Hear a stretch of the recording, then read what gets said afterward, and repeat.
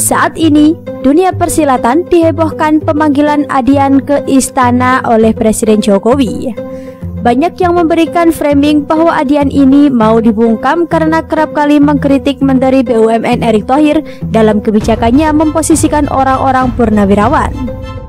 Para SJW yang gak jelas dan gak suka dengan Jokowi karena kemungkinan gak dikasih dana kayak si Gubernur pun koar-koar dan membuat framing bahwa ada upaya pembungkaman dari istana kepada Adian Napitupulu. Ada upaya adu domba yang dikerjakan untuk memisahkan Jokowi dari PDIP. Kita tahu bahwa Adian Napitupulu merupakan sosok kader Banteng yang paling vokal. Di samping dari Budiman Sujatmiko, mereka berdua ini menjadi sosok yang bebas sebebas-bebasnya, seperti burung elang yang bisa memandang dari atas.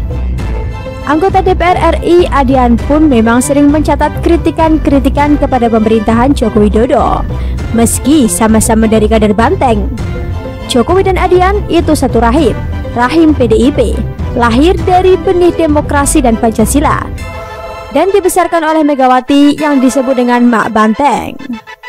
Kedua orang ini memiliki satu visi yang membuat banyak pihak justru ingin memisahkan mereka agar kesannya Jokowi dan PDIP berseberangan.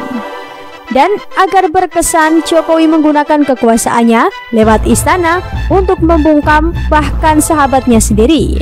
Padahal apa yang sebenarnya dibicarakan? Apa yang menjadi bahan pembicaraan di istana? Apakah Jokowi benar memanggil Adian terkait dengan kritikan pedasnya ke Erick Thohir?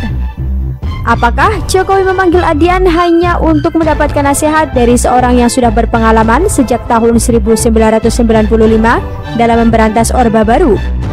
Sampai saat ini, berita-berita tersebut ditulis. Tidak ada yang memberikan klarifikasi jelasnya. Semua masih menebak-nebak. Tapi, dalam tebak-tebakan itu, ada SJW Keminter yang mengatakan bahwa Jokowi sedang berupaya untuk membungkam Adian. Suara-suara parau dan berisik itu beredar. Parah. Kerap kritik Erick, Adian langsung dipanggil ke istana. Ada apa gerangan? Demokrasi kok malah bungkam mulut temannya dan sahabat sendiri? Setelah Vario, Puton, Adian jadi gilirannya. Ya, kalimat bernuansa mendiskreditkan Jokowi dan pemerintahan agar terkesan represif dan anti demokrasi pun muncul terus-terusan.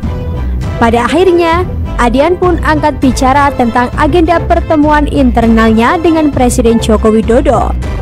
Ada dua yang ia jabarkan selama pertemuan berlangsung 1 jam tersebut. Pertama, soal situasi nasional pasca pembatalan sosial. Kedua, membahas soal adanya pemutusan hubungan kerja atau PHK yang terjadi di BUMN akhir-akhir ini.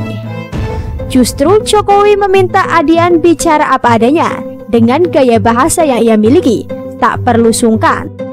Tidak ada pembicaraan langsung tentang pembungkaman Adian. Justru yang ada, Adian memberikan masukan kepada Presiden Jokowi. Tidak perlu mengubah cara bicara, Presiden kita itu keren. Presiden Jokowi memang orang yang luar biasa. Itu semua masukan dicatat sendiri oleh beliau. Berikut pengakuan dari Adian. Selain dua hal tersebut, Adian juga mengundang Presiden Jokowi untuk meresmikan Rumah Sakit Pena 98 di Gunung Sindur, Bogor dalam waktu dekat. Seharusnya kita melihat bahwa sampai saat ini kritikan Adian terhadap Erick Thohir masih dalam batas mengawal.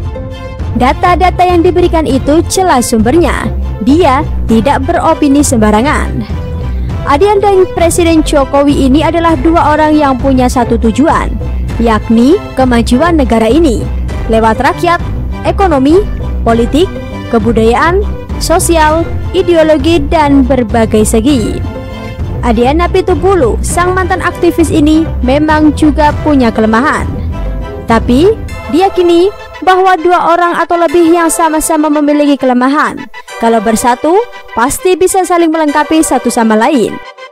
Jokowi dan Adian adalah sepasang manusia yang tahu kalau mereka butuh masukan. Dari sisi Presiden Jokowi sendiri, ia memiliki anggota One Team Press yang sangat luar biasa dalam memberikan pertimbangan atau masukan kepada beliau. Sedangkan dari sisi Adian, dia banyak sahabat yang juga memberi masukan untuk mengkritik agar tidak asal kritik. Dan selama ini kita harus melihat kritikan Adian kepada Erik masih masuk akal. Fakta yang diberikan memang keras, tapi itulah hard truth yang dipaparkan. Dan fakta-fakta bahwa Erik punya celah-celah dimunculkan. Agar apa? Agar Erik dan BUMN berbenah. Orang kalau mau maju pasti butuh masukan. Dan kita yakin Erick Thohir mendengarkan kalimat dan masukan dari Adian agar BUMN tidak dikelola dengan salah. Kita harus satu padu untuk menyelesaikan framing-framing busuk yang dimunculkan oleh para kaum kadal dan SJW dan fans berkodok LBH yang dicukongi oleh badai kutrok. Jokowi dan PDIP jangan sampai mau diadu domba.